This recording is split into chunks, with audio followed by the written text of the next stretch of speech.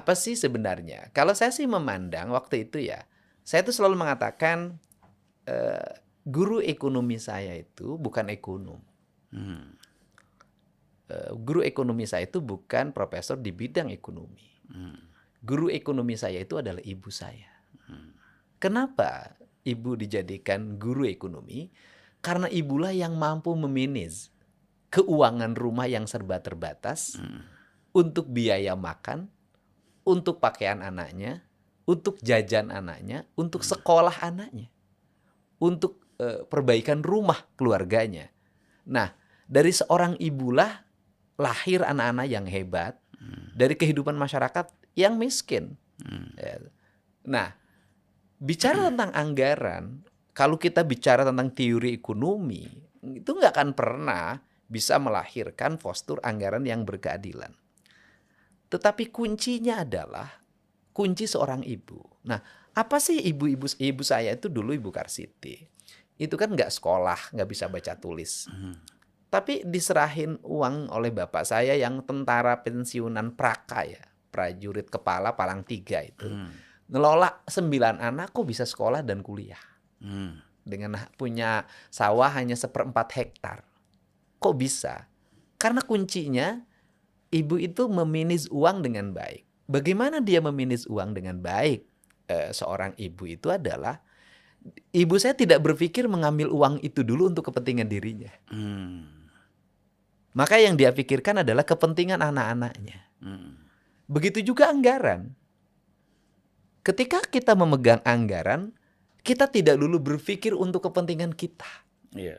Rumah dinas, mobil dinas, perjalanan dinas, biaya makan minum, kemudian alat tulis kantor, jamuan tamu. Kalau itu dikesampingkan dulu.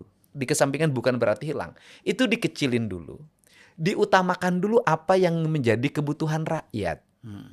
Apa kebutuhan rakyat? Saya waktu itu pakai istilah sederhana. Jalan lecir, cai ngalir, beteng buncir, huntu nyengir. Itu bahasa Sunda. Karena kita berhadapan dengan masyarakat. Diterjemahkan dong. Ya, berhadapan dengan masyarakat yang harus mudah kita menyampaikan bisa dipahami. Jalan licir artinya jalannya mulus, berbeton dan berhot mix sampai pelosok desa. Kemudian cai ngalir artinya airnya mengalir dari gunung sampai ke laut. Sawah-sawah terlewati. Kalau dalam istilah orang Sunda itu kan gunung kudu awian, lengkop kudu balongan, lebak kudu sawahan. Ini kan dianggapnya bahasa mistik. Padahal ini adalah bahasa tata ruang dan ini bahasa sains. Cuman diucapkan oleh orang tua kita dulu yang tidak so akademis. Gitu kan. Gunung kudu awian artinya hutan harus utuh. Lengkop kudu balongan, bendungan-bendungan harus terisi dengan air. Kemudian lebak kudu sawahan, airnya harus mengalir ke sawah-sawah. Nah, ini. Kemudian yang ketiga adalah beteng buncir, perut rakyatnya terpenuhi. Karena kebutuhan pangannya tersedia dengan harga yang murah. Tetapi juga produksi pangannya harus diperhatikan oleh negara agar menjual harga pangan tidak terlalu murah juga, kasihan juga petani. Nah, kemudian yang keempat adalah huntu nyengir, rakyatnya tersenyum. Karena dalam cara berpikir orang Sunda ini, hidup orang Sunda yang senang itu apa? Ngahena ngahening. Ngenah nyandang, ngenah nyanding, tapi tong nyandung. Gitu loh, Pak. Ini kan bahasa kebudayaan. Ngahena ngahening itu apa artinya? Hidupnya tentrem.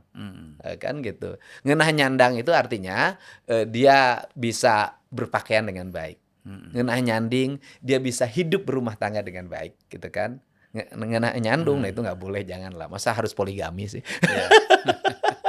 Nah, ini prinsip-prinsip dasar ini menjadi dasar untuk membangun masyarakat yang tenang. Masyarakat yang tenang. Nah, apa sih yang harus dilakukan? Pertanyaannya, waktu itu kan teman-teman saya di birokrasi, itu banyak yang nggak percaya apa yang saya lakukan. Nah, mereka itu, bagaimana Pak dengan postur anggaran yang kita yang kecil? Oh, gampang, saya bilang. Bagaimana caranya? Ayo kita kumpul. Coba buka buku anggaran. Nah, buku anggaran apa isinya? Isi buku anggaran itu kan kebanyakan, ya kan, perjalanan dinas, pakaian dinas, alat tulis kantor, biaya sosialisasi, Yang sosialisasi isinya adalah ceramah-ceramah, seminar, rapat-rapat, segala macam. Nah, itu yang pertama saya buka. Bisa nggak ini saya turunin angkanya yang dari mendominasi anggaran daerah itu mencapai 70%, kita turunin ke angka 30. Sehingga saya punya selisih. Nah, sehingga di postur anggaran waktu itu, Jalan Lecir dulu berapa sih alokasinya sebelum saya jabat? Itu 20 miliar di tahun 2008. Kemudian dirubah menjadi 200 miliar. Itu berapa kali lipat itu? 1000% ya? Iya.